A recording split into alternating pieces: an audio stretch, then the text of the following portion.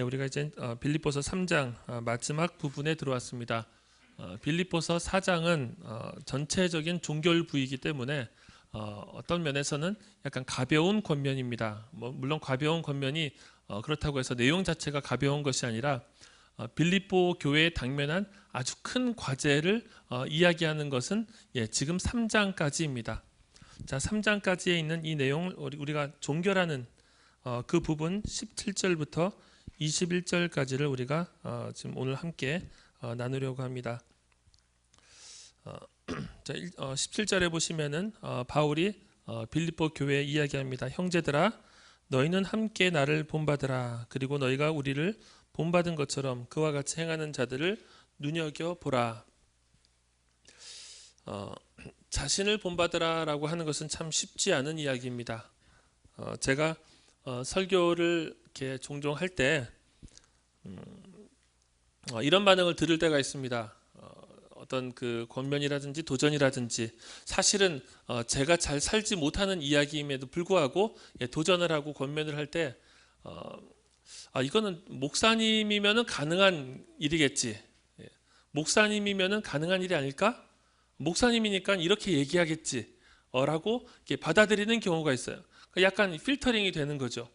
목사님은 저렇게 말할 수 있는 사람, 그리고 우리는 그닥 그 부분과는 조금 거리감이 있는 우리의 삶, 그렇게 이미 전제를 하고 듣는 경우가 있습니다. 그런데 저는 대학부 시절에도 그랬고요. 지금도 마찬가지입니다. 사실 제가 이렇게 설교를 하고 설교대로 그대로 살고 있느냐? 저도 잘 살지 못해요. 저도 잘 살지 못하는데 종종 저는 진짜로 말씀대로 살고 말씀대로 부딪히는 지체들이 보입니다. 그리고 제가 대학부 시절에도 마찬가지였어요. 그 말씀을 붙잡고 씨름하면서 정말로 그렇게 그 말씀이 자신의 삶 가운데서 구현되고 이루어지기를 기대하고 바라면서 살아가는 사람들을 봅니다. 그리고 제가 목자 훈련을 하면은 살아갔던 일주일의 삶을 보잖아요.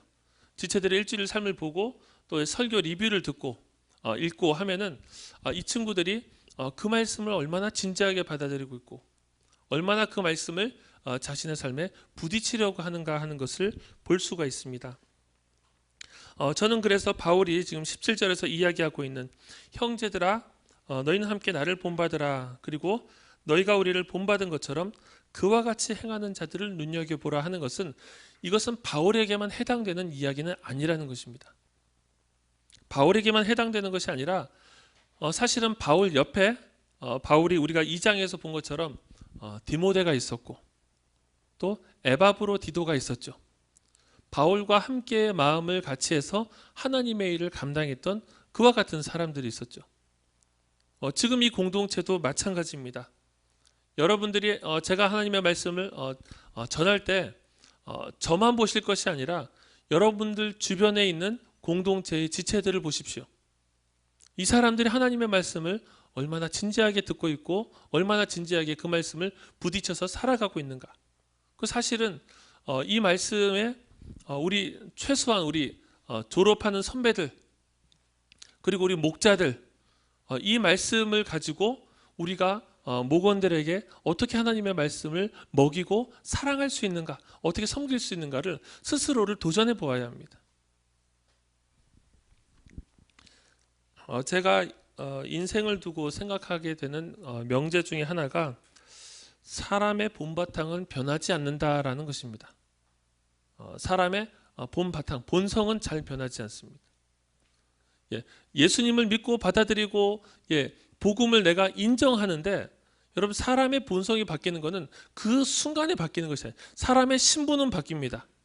그리스도를 믿고 받아들일 때 우리의 신분은 바뀌어요. 장차 우리가 누리게 될 영광의 방향이 바뀝니다. 여러분 그런데 인격은 쉽게 바뀌지 않습니다. 자기 본성은 정말 바뀌지 않아요. 여러분 제가 한 사람을 오랫동안 관찰해 봤어요. 얼마나 오랫동안 관찰했냐면요. 41년 동안 관찰해 봤어요. 안 변하더라고요. 자기 안에 있는 본성은 쉽게 변하지 않아요. 제가 저를 알잖아요. 여러분도 여러분 자신 알잖아요. 살아가는 모습을 여러분 보십시오. 그러면은 사람이 쉽게 바뀝니까? 바뀌는 듯하고 잠깐씩 바뀌는 듯한데 다시 제자리로 돌아오고. 여러분, 본성은 쉽게 변하지 않아요. 그런데 이 바뀌지 않는 저의 본성, 저의 존재가 사실은 이 가정 속에서, 집에서 계속해서 상호작용 속에서 빚어집니다. 여러분, 그래서 저희 아이들을 들자면은, 저희 아이들이 지금 그 누굽니까? 이제 그 큰 아이가 지금 초등부에 갔어요. 초등부 갔는데 교사가 진환이래. 지금 긴장이 많이 돼요. 뭐가 긴장해? 나는 지금 진환이를 목자훈련에서 가르치고 있는데 진환이가 우리 아이를 가르치고 있어요.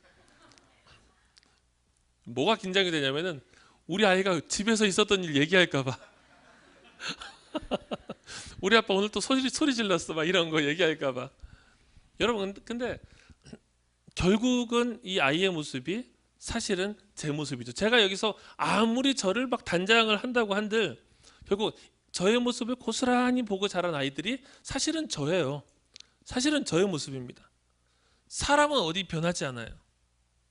여러분, 그런데 제가 저의 삶 속에서 그래도 조금 더 급격한 급진적인 변화를 경험한 때가 있었어요. 그때가 저는 대학교 2학년에서 3학년으로 넘어가던 그 시기로 기억합니다. 그때 어떤 일이 있었냐면은 제가 그 형제 생활 공동체에 들어갔어요. 그때는 교회 공동체가 아니라 IBF를 하고 있는 선교단체 공동체에 들어갔어요. 선교단체 공동체에 들어가니까 이제 같이 이제 저를 맞이하는 지체들이 대부분 문과생이었습니다. 법대생 2명이었고 영문과 1명이었고, 저는 기계공학과로 당당하게 들어갔습니다. 들어가면서 제가 이야기했죠. 제 물건에 손대지 말 것, 나의 개인 공간을 철저하게 보장해 줄 것. 그리고 제가 딱 들어갔어요. 들어가서 생활을 하면서 이제 철저하게 깨졌습니다. 제 물건에 손을 다 대더라고요. 제 물건에 손을 대는데 저의 오랜 인생의 철학은 구두를 꾸겨 신지 않는다는 거예요. 그럼 구두도 뺏어서 신더니 꾸겨 신고 나가더라고요. 여러분, 2년 동안 안 꾸겨 신은 구두를 꾸겨 신는 뒷모습을 볼 때 여러분 느낌이 어떤지 아십니까? 막 진짜 피가 거꾸로 솟아요, 막. 그러니까 이 사람도 이렇게 배려도 없고 사랑도 없고. 여러분, 그런데 결국은 그 사람들의 인격과 내 인격이 만나는데 처음에는 제가 막 판단하는 사람이었어요. 뭐 이렇게 살고 있냐, 지저분하고 더럽고 뭐 정리도 안 하고 뭐 이러면서 어떻게 해요. 근데 여러분, 점차 들어가니까 그걸 바라보고 있는 제가 보이는 거예요. 이제 그걸 바라보고 있는 제가 보이면서 제가 진짜 많이 깎였습니다. 서로가 이 먼저 살고 있었던 뭐 선배, 동기, 후배가 있었는데 이 사람들이 하나님을 사랑하고 하나님을 위해서 살고자 하는 그 본심이 저한테 계속 어필이 됐어요. 그래서 이거는 같이 사는 것만이 아니라 하나님을 위해서 하나님 나라를 꿈꾸면서 살아가는 그 본질. 이 사람들 다 연약한 사람들인데, 선배도 연약하고, 사실 선배한테 제가 제일 많이 대들고 싸웠어요. 선배도 연약하고 동기도 연약하고 후배도 연약하고 저도 연약해요. 그런데 그곳에 들어가서 딱 제가 공동체 생활 1년을 했습니다. 1년을 공동체 생활을 하면서 제 삶이 정말로 많이 깨졌어요. 정말로 많이 깨지면서 저도 지저분한 사람이 됐고요. 저도 남의 물건 막 쓰는 사람이 됐고요. 뭐 저도 그냥 공동생활에 익숙한 방식으로 제 안에 무장해제를 한 거죠. 무장해제를 하면서 함께 살아간다는 것이 무엇이고 함께 하나님 나라를 꿈꾼다는 것이 무엇인지를 생각하게 된 거예요. 저는 그래서 제 인생에 가장 더러웠던 시기를 든다면은 저는 딱 그 시기입니다. 지저분하게 살았어요. 정말 지저분하게 살았어요. 바퀴벌레와 벗삼아 지냈어요. 그런데 제 인생 속에서 하나님 나라를 가장 소중하게 꿈꾸었던 전환점을 든다면은 사실은 저는 또 그때를 들 것 같아요. 그때 하나님 나라를 향한 소망이 가장 제 인생 속에서 뭐랄까요, 급진적으로 변했던 시기, 그때였던 것 같습니다. 저는 이 공동체 안에서도 여전히 하나님 나라를 꿈꾸고 사모하고 주님을 따라서 자신의 연약함들, 이 20년 동안, 25년 동안, 28년 동안 바뀌지 않는 자기의 본성을 붙들고 씨름하면서 이 믿음의 경주를 감당하고 있는 사람들이 있다고 믿습니다. 여러분, 저는 많이 보여요. 여러분, 그래서 저는 이 고등부에서 갓 올라온 우리 1학년들 그리고 2학년들, 우리 저학년들은 눈여겨보십시오. 이 안에서 하나님을 따라서 살기를 원하는 사람들을 눈여겨보십시오. 바울은 왜 그리스도를 보라고 하지 않고 자기를 본받으라고 하고 그렇게 살아가는 사람들을 눈여겨보라고 할까요? 여러분, 그것은 그리스도를 직접적으로 우리가 모델로 삼고 따라갈 때 옆에 사람들이 두세 걸음, 10걸음, 15걸음 앞서간 것을 보지 않고 우리 혼자서는 절대로 경주할 수가 없기 때문이에요. 하나님 나라를 위해서 살아가는 데는 여러분 독주가 없습니다. 내가 믿고 나 혼자 독학을 해가지고 하나님 나라를 위해서 쭉 가는 것이 아니라 공동체를 하나님께서 보내셔서 공동체 가운데서 하나님 나라를 꿈꾸게 하시는데, 공동체 안에는 꼭 나보다 먼저 하나님 나라를 위해서 걸어가고 있는 사람이 있고, 그리고 나보다 뒤에 있는 사람이 있습니다. 그래서 눈여겨보면서 바울은 자기를 본받으라고 이야기하는 거예요. 이거 참 무서운 얘기 아닙니까? 자기를 본받으라, 나를 본받아라. 근데 바울이 본받으라는 것은 뭡니까? 우리가 앞에를 보면요, 바울은 계속 얘기하는 거예요. 나는 완성형이 아니다. 나는 다 이루지 않았다. 나는 다 붙잡지 않았다. 나는 계속 달려가고 있다. 이건 여러분 칼빈의 용어를 빌자면은 그리스도의 학교의 영원한 학생이다. 그리스도의 학교의 나는 학생인데 최소한 내가 한 2, 3년은 먼저 들어간 것 같아. 선배입니다. 쉽게 말하면 선배. 선배는 어떤 사람입니까? 군림하는 사람이 아니라 먼저 달려가는 본을 보이는 사람, 하나님 나라를 위해서 먼저 소망하고 그 자신의 인생을 먼저 내려놓는 것을 보여주는 사람이죠. 여러분, 그래서 하나님 나라를 위해서 신자로 살아간다고 했을 때 우리가 막연하게 어떻게 하나님 나라를 위해서 살아갈까? 하늘의 나라를 지향하면서 살아가지만 그 하나님 나라를 바라보면서 이 땅의 구현된 모델, 이 땅에서 실천하고 있는 모델들을 보는 거예요. 여러분, 그것이 우리 공동체의 선배들입니다. 오늘 졸업하는 선배들도 있죠. 졸업하는 선배들은 졸업해서 청년부로 가서 또 믿음의 경주를 계속 할 겁니다. 여러분, 그러면은 후배들은 그들의 모습을 유심히 보십시오. 계속해서 하나님 나라를 위해서 계속해서 걸어가는 선배들의 발자취를 계속해서 따라가십시오. 바울이 자신을 모델로 내세우고 또 공동체에 있는 지체들을 모델로 내세우는 두 번째 이유가 있습니다. 두 번째 이유는 그렇게 살아가는 삶이 생각처럼 쉽지 않기 때문입니다. 누군가가 하는 대로 그대로 열심히 따라하지 않으면 나 혼자서 이 길을 쫓아가기에는 생각보다 쉽지 않기 때문이에요. 그것을 바울이 어디서 얘기하고 있습니까? 18절과 19절에서 이야기하고 있습니다. 그것은 무엇입니까? 18절 중반에 있습니다. 여러 사람들이 그리스도의 십자가의 원수로 행하고 있기 때문이에요. 바울은 내가 여러 번 너희에게 말하였거니와 여러 번에 걸쳐서 이야기를 합니다. 그리고 이제도 눈물을 흘리면서 이야기한다고요. 이게 바울의 열정이죠. 바울이 계속 1장과 2장에서 계속 얘기했던 열정이죠. 내가 눈물을 흘리면서 애타는 마음으로, 안타까운 마음으로 너희들에게 이야기한다. 많은 사람이 그리스도의 원수로 살아가고 있다. 많은 사람들이 그리스도의 원수로 살아가고 있기 때문에 17절에서 나를 본받고 주변에 있는 사람들을 보면서 눈여겨보면서 그들의 삶을 우리가 같이 따라가려고 애를 쓰고 흉내를 내지 않으면 여러분 그렇게 걸어가기가 쉽지 않다는 거예요. 자, 그럼 여러분, 바울은 이 많은 사람을 공동체 밖의 사람을 얘기하는 걸까요? 안의 사람을 얘기하는 걸까요? 저는 네 가지 선택지가 있다고 생각합니다. 공동체 밖에서 십자가의 원수로 살아가는 사람들 누가 있을까요? 첫 번째는 불신자를 들 수 있습니다. 십자가의 길을 따르지 않고 노골적으로 그 길을 부정하는 사람들. 좀 더 적극적인 불신자라고 할 수 있겠죠. 그 당시에 기독교를 믿고 있는 이 빌립보 교회를 다 탄압하거나 아니면은 비웃거나 조롱하는 사람들이겠죠. 야, 어떻게 너는 유대의 그 선지자라고 하는 그 사람을 믿고 하나님으로 떠받들고 사니? 전혀 믿지 않는 사람들. 두 번째로 공동체 밖에 있는 사람들 중에서는 적극적으로 유대인을 생각할 수 있습니다. 유대인들에게 있어서 기독교는 그들의 이단이죠. 유대 교회에서 파생되어 나온 한 명의 선지자이자 자칭 메시아라고 얘기하는 예수라는 사람을 하나님으로 추정하는 아주 불경스러운 종교예요.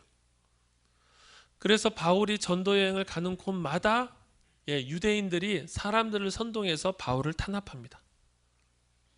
그 유대인들은 바울이 전도하는 그 대상 속에 들어가 있지 않고 바울의 전도 사역을 직접적으로 방해했어요.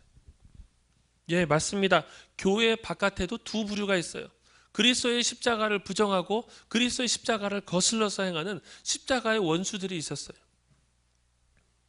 자, 여러분, 공동체 안에도 그런데 십자가의 원수들이 있습니다. 그들은 어떤 사람들입니까? 예, 첫 번째로는 유대인인데 3장에서 이야기한 사람들입니다. 여러분, 3장에서 어떤 이야기를 했습니까? 바울이 개들을 조심해라.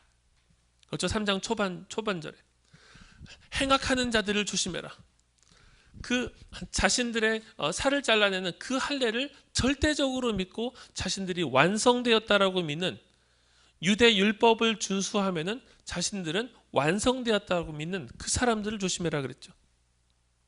그래서 율법주의자들, 유대 율법주의적인 기독교인들, 그들이 공동체 안에 있었어요. 대표적으로는 갈라디아서에 있었던 그 사람들이죠. 예루살렘에서 넘어와서 본토의 어떤 가르침을 전한다고 하면서 너희들 할례도 받아야 돼. 구원받기 위해서는 예수 그리스도를 믿을 뿐만 아니라 몸에 어떤 흔적이 있어야 되고 완성된 너희들의 안에 표징이 있어야 돼. 또 공동체 안에서 두 번째 부류는 2장에서 이야기했던 바로 그들입니다. 2장에서 바울은 그리스도의 마음으로 낮아져라 라는 이야기를 하죠. 그리스도의 마음으로 낮아지고 서로를 섬기고 서로가 서로를 더 높여주고, 이러한 삶을, 겸손한 삶을 살면서 서로가 서로를 섬기는 그 일에 저항했던 무리들, 지금 바울이 2장에서 그 이야기를 하는 것, 그리스도의 마음을 품으라라고 이야기하고 그리스도의 낮아지심과 그 죽으심과 그리스도의 높아지심을 이야기한 것은 공동체 내에서 그 죽으심의 정신을 따라서 살지 못하는 사람이 너무 많았기 때문이에요. 여러분, 그들이 십자가의 정신, 그리스도 예수의 마음을 따라 살지 않으면 십자가의 원수가 되는 거예요. 자, 여러분, 제가 네 부류를 말씀드렸습니다. 바깥에서 불신자들, 아주 적극적인 불신자들. 두 번째, 유대인들, 기독교를 2단으로 여기는 유대인들. 공동체 안에서 첫 번째, 유대 율법주의자들. 두 번째, 겸손하게 서로를 섬기지 않고 자기 중심의 어떤 그 하고자 하는 바대로 사람들을 판단하고 어떤 그 험담하고 어떤 그 깎아내리는 사람들. 자, 이 네 부류 중에서 여러분, 무엇이 공동체의 직접적인 위협이 되겠습니까?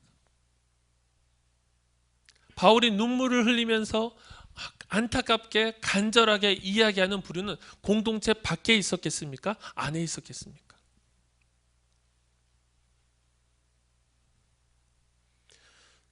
여러분, 우리는 이 질문 앞에서 진짜 기독교의 위기가 무엇인지를 진지하게 고민해 봐야 돼요. 여러분, 하나님의 백성은 무엇 때문에 무너지겠습니까? 여러분, 교회 바깥에서 이런저런 얘기들이 있어요. 이슬람이 몰려오고도 있고요. 여러 동성애와 대중문화와 여기저기 이것저것 몰려오고 있고요. 페미니즘과 여러 가지가 몰려오고 있고요. 교회 바깥에서 이런저런 것들이 계속해서 이 공동체를 공격하는 것처럼 보여요. 여러분, 그런데요, 교회는 바깥에서 무너지지 않습니다. 하나님의 백성들은 바깥에서 무너지지 않아요. 여러분, 교회의 역사가 그것을 이야기합니다. 탄압을 하면 할수록 교회는 더욱더 순전하게 커갔어요. 그래서 터툴리안이 그렇게 얘기하죠. 순교자들의 피는 교회의 씨앗이다. 아무리 저항하고 탄압하고 핍박을 하더라도 교회는 그것 때문에 무너지지 않아요. 여러분, 교회는 무엇 때문에 무너집니까? 교회의 위기는 무엇입니까? 공동체의 위기는 무엇입니까? 여러분, BTS가 지금 공동체 위기입니까?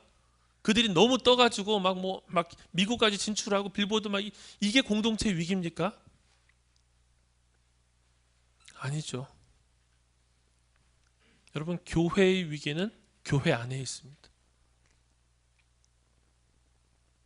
교회의 위기는 하나님의 십자가의 은혜를 철저하게 붙들어야 될 교회가 그 은혜로부터 떨어져서 다른 것들을 붙잡을 때 일어나요. 여러분, 그 첫 번째가 무엇입니까? 3장에 나타나 있는 자신들의 율법적인 행위를 완성의 조건으로 내세우는 사람들. 여러분, 우리 안에서도 얼마든지 적어도 목자라면 이렇게는 해야 돼. 이렇게는 해야 돼. 이 틀들이 우리 안에 있어서 그것을 가지고 이 공동체에서 사람들을 철저하게 분류할 수 있어요. 가능하죠. 우리 안에서의 행위를 붙잡는 거예요. 자신의 어떤 공로와 자신의 열성을 믿는 겁니다.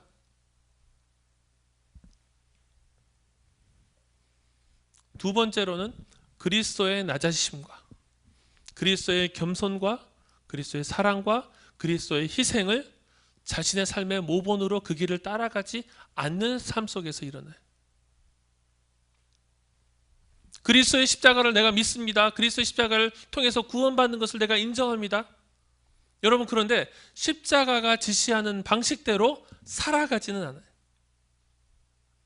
십자가가 나의 삶 가운데 가리키는 그 방향으로 걸어가지는 않고 십자가의 달콤한 유익만을 얻는 거예요. 그것을 뭐라고 부릅니까? 고난 없는 십자가라고 부르죠.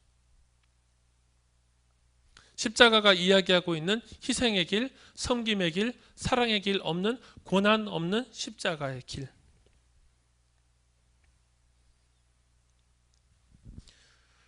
바울은 무엇 때문에 슬펐겠습니까? 여러분, 불신자들은 기독교를 탄압하는 무리들은 언제든지 있었습니다. 어느 시대든지 있었어요. 기독교가 모든 시대를 장악했던 적은 없습니다. 그리고 장악했다라고 여길 때 기독교는 더욱더 타락했어요. 쉽게 말하면 이 세상에서 우리가 메이저리티가 될 수가 없는 거예요. 항상 우리는 마이너 그룹입니다. 소수자들이에요. 바울이 기독교인들이 소수기 때문에 탄압받는 약자들이기 때문에 바울이 울었을까요? 저는 그렇게 생각하지 않아요. 바울은 왜 울고 있습니까? 공동체 안에서 주를 따른다고 하는 그 안에서 많은 사람들이 그리스도의 십자가의 원수로 살고 있기 때문이에요. 하나님을 따라간다라고 하는데 하나님을 따르는데 실상은 어떻습니까? 자기 자신이 주인이 되어서 살아가는 거예요. 그것을 바울이 19절에서 이야기합니다. 그들의 마침은 멸망이요 그들의 신은 배요 그 영광은 그들의 부끄러움에 있고 땅의 일을 생각하는 자라. 19절은 주석가들이 이야기합니다. 바울은 굉장히 모호한 언어를 쓰고 있다. 여러분, 이 19절을 그대로 보면은 사실은 쾌락주의자들의 삶, 방종한 이들의 삶처럼 보입니다. 여러분, 그런데 엄밀하게 이 용어들을 주해를 하고 나서 주석가들은 이렇게 얘기합니다. 이것은 3장에 나타나 있는 율법주의자들을 가리킨다. 저는 근데 율법주의자들을 가리키는 용어로 19절에 있는 이 얘기를 썼다면은 차라리 그렇게 확실하게 이야기를 찝어서 했으면 좋았겠어요. 바울은 약간 모호하게 이 이야기를 합니다. 여러분, 이 19절에서 이들의 정체성은 어디에 있습니까? 19절 후반부에 있는 땅의 일을 생각하는 데 있어요. 땅의 일을 생각하는 자들입니다. 3장에서 언급했던 그 할례주의자들, 율법주의자들도 땅의 일을 생각하고 있고요. 2장에서 나타난 그리스도 겸손함으로 서로를 받아들이지 못하고 품지 못하고 사랑하지 못하는, 낮아지지 못하는 그들도 땅의 일을 생각하고 있어요. 여러분, 그래서 엄밀하게 이 본문을 보았을 때 19절은 3장 전체에 나타나 있는 이 개들, 행악하는 자들, 이 뭡니까? 살을 자르는 자들을 지칭합니다. 율법주의자들이에요. 여러분, 그런데 전체적으로 보았을 때 땅의 일을 생각하는 자들이라고 한다면은, 여러분 2장에 나타나 있는 낮아지지 못하는 자들, 그리스도의 십자가의 정신으로 살아가지 못하는 이들도 같이 포함이 되겠죠.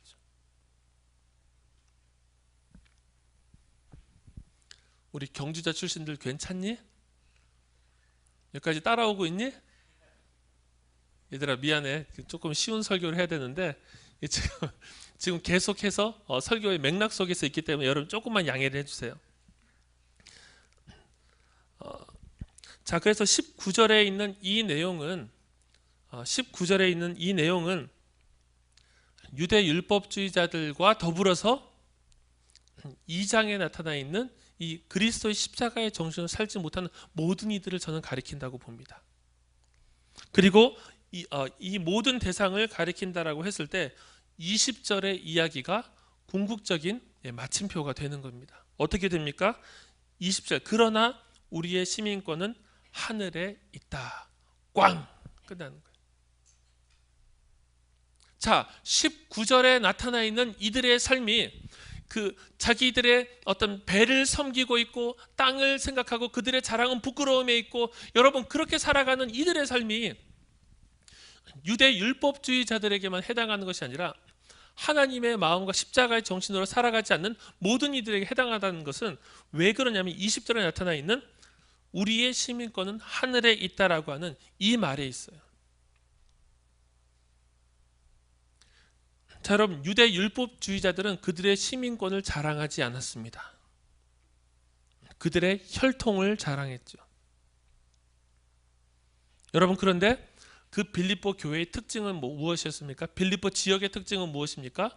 로마의 직속 관할지예요. 직속 식민지입니다. 그래서 로마의 법이 1차적으로 가장 직접적으로 시행되는 곳입니다.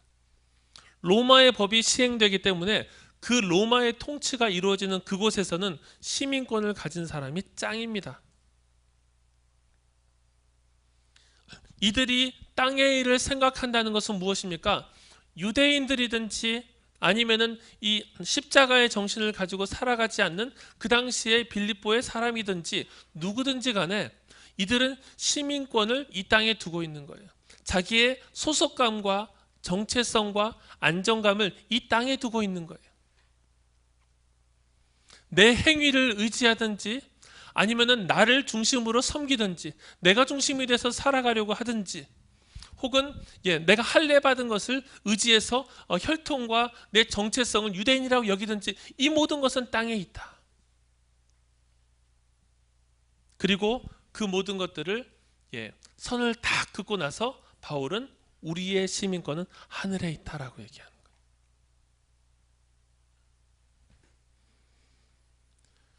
여러분, 우리의 시민권도 하늘에 있습니다. 여러분, 우리의 시민권이 하늘에 있다는 것이 무엇을 의미합니까? 사실 여기에 있는 분들은 모두가 다 시민권에 대해서 고민하지는 않겠죠. 여러분, 그런데 난민이라든지 이민자라든지 혹은 불법 체류자라든지 여러분들이 그 신분의 불안정을 한 번쯤 겪게 된다면은 우리의 시민권, 우리의 소속감이 얼마나 중요한지를 알게 될 거예요. 난민들이 제주도를 통해 갖고 들어오든지 이 나라에 들어와 가지고 난민 신청을 하고 나서 이들이 정말로 간절하게 원하는 것은 뭔지 아십니까? 이 땅의 하나의 시민으로 살 수 있는 권리예요. 그럼 난민들의 비참함은 뭐겠습니까? 그들의 비참함은 어느 곳에서도 스스로 시민으로서의 권리를 얻지 못하는 겁니다. 궁극적으로 우리가 어느 곳에서 무엇을 하든지 간에 이 땅 안에서 이 법의 보호를 받을 수 있는 자격, 존재, 정체성, 시민권입니다. 바울은 이 땅에다가 시민권을 두고 살아가는, 그것을 자랑하고 있는 로마 시민들에게 이야기를 하고 있는 거예요. 우리의 시민권은 하늘에 있다. 하늘로부터 우리는 그리스도를 기다린다. 시민권의 특징, 하늘의 시민권의 특징은 19절에 나타나 있는 그들의 마침을 멸망이요 그들의 신은 배요 그 영광은 그들의 부끄러움에 있고 땅의 일을 생각하는 자라. 이 주구장창한 이 이야기에 반대되는 하늘의 시민권을 가지는 사람의 특징, 그리스도를 기다린다. 끝. 그리스도께서 최종적인 우리의 목적이 되고 우리의 마침은 예수 그리스도와 함께 거하는 것이고 우리의 섬기는 대상은 예수 그리스도며 우리의 영광은 예수 그리스도와 함께 거하는 것이고 우리의 궁극적인 관심사는 하늘의 일이다. 여러분, 이것이 하늘의 시민권을 소유한 사람의 삶이죠. 그분이 오신다는 것입니다. 여러분, 그래서 다시 바울은 3장 우리 이 본문의 바로 앞에 있는 그 단락의 얘기를 하고 있는 거예요. 그래서 그리스도께 집중하자. 그리스도께로 달려간다. 나는 그리스도께로 계속해서 향하고 있다. 우리 같이 그리스도에게 집중하자.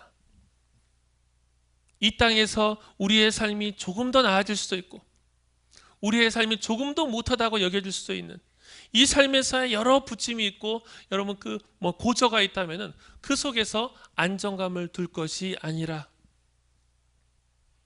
이 땅에서의 잠깐의 안정감을 둘 것이 아니라 영원한 가치, 영원한 소망, 쇠락하지 않을 그 나라의 안정감을 두는 삶으로 우리를 초청하고 있는 거예요. 여러분, 그것이 그리스도를 바라보고 그리스도를 기다리는 삶입니다. 여러분이 내수동교회 증인들 공동체는 특징이 있습니다. 쓰는 언어들이 비슷합니다. 그리고 사투리 쓰는 구수한 사람들도 많죠. 여러분, 그런데 공동체의 이 일관된 기조가 있어요. 저는 이번에 GLT를 다녀오면서 여러 군데에서 여러 집회와 사람들을 만나고 모임들을 갖고 하면서 다양한 것들을 누렸어요. 그리고 여러분, LA에서는 저희가 중요한 일정이 증인들의 선배들을 만나는 거였어요. 그래서 몇 분의 선배들을 만났습니다. 몇 분의 선배들이 여러분들한테 치면 한 20년 선배, 한 35년 선배 이렇게 돼요. 그러니까 선배들을 만나서 잠깐 이야기를 나누는데 마지막 날 우리가 그 LA 사랑의 교회 김기선 목사님이라는 분을 만났어요. 그 저녁에 만나갖고 이야기를 나누는데 그런 얘기를 하시더라고요. 그분이 4학년 때 우리 증인들 공동체로 오셨대요. 4학년 때 증인들 공동체를 와서 지금은 이제 고등부실이 있는 그 자리죠. 증인들 공동체에 올라와서 예배를 드리는데 딱 눈에 들어왔던 사람이 찬양 인도자였다는 거예요. 찬양 인도자 이야기하시는데 그 당시에 대학부 4학년 이관형 형제. 제명이 어딨냐? 제명이 아버지죠. 아버지 세대. 찬양 인도를 하시고 그 찬양 인도를 이제 하면서 예배에 들어오셨다는 거예요. 예배에 들어와 가지고 예배를 같이 드리면서 그분의 이야기예요. 4학년 되기 전까지 자신이 그 지방 교회에서 임원도 하고 나름대로 교회에서 이렇게 성장을 하면서 이런 거 저런 거 다 해봤는데 그리고 딱 올라와서 그 예배를 드리는데 그 생각이 들더라는 거예요. 내가 나름대로 하나님에 대해서 많이 알고 경험했는데 이렇게 하나님을 뜨겁게 사랑하는 사람이 여기에 있다니. 그 예배를 함께 드리면서 그 마음이 들었다는 거예요. 여러분, 근데 제가 그 얘기를 듣는데 제 안에 좀 찌릿했어요. 하나님을 뜨겁게 사랑하는데 열등감을 저도 느꼈거든요.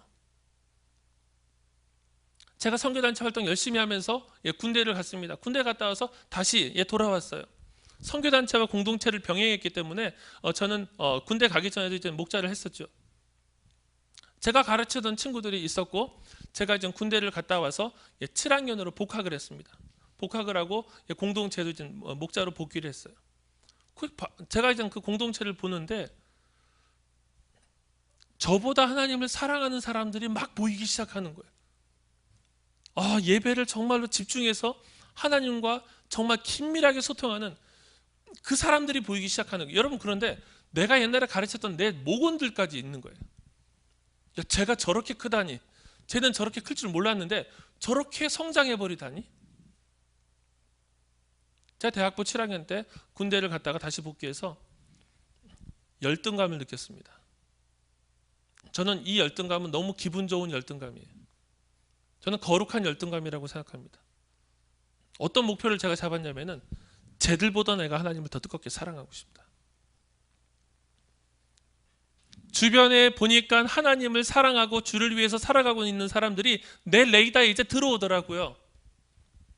그래, 내가 저 친구들보다 하나님을 더 뜨겁게 사랑하리라.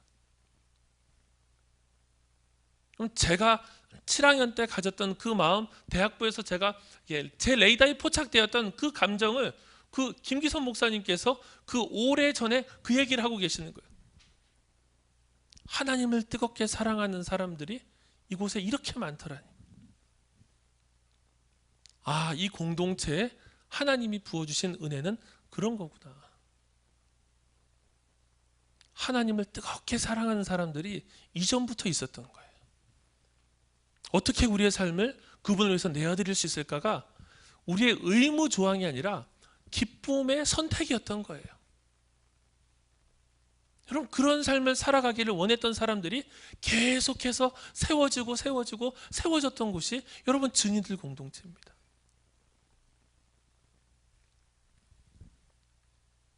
그 예수 그리스도를 기다리는 삶, 그 예수 그리스도를 고대하는 삶, 그 영광이 어디에 나타나 있습니까? 21절. 그는 만물을 자기에게 복종하게 하실 수 있는 자의 역사로 우리의 낮은 몸을 자기 영광의 몸의 형체와 같이 변하게 하시리라. 영광의 형체로 변하게 되면 우리가 뭘 합니까? 바울이 3장 어딥니까? 10절, 11절에서 계속 얘기하는 그거예요. 그리스도를 얻는 겁니다. 그분을 완전하게 우리가 누리는 겁니다. 그분과 함께 거하는 겁니다. 그분과 우리가 하나가 되는 겁니다. 여러분, 우리의 신앙은 뭐 하는 겁니까? 그냥 천국 가면 땡인 신앙이 아니라, 천국 가면 땡이 아니라 천국 가서 뭘 할 것이냐, 천국 가서 무엇을 할 것인가에 초점을 둔다면은 여러분, 여기는 천국의 연습이에요. 그래서 그리스도를 고대하고 기다리면서 그분과 함께 동행하고 함께 살아가는 연습을 우리가 묵상을 통해서, 수련회를 통해서, 섬김을 통해서, 방중모를 통해서, 새벽 기도를 통해서, 여러 모임들을 통해서, 이 예배를 통해서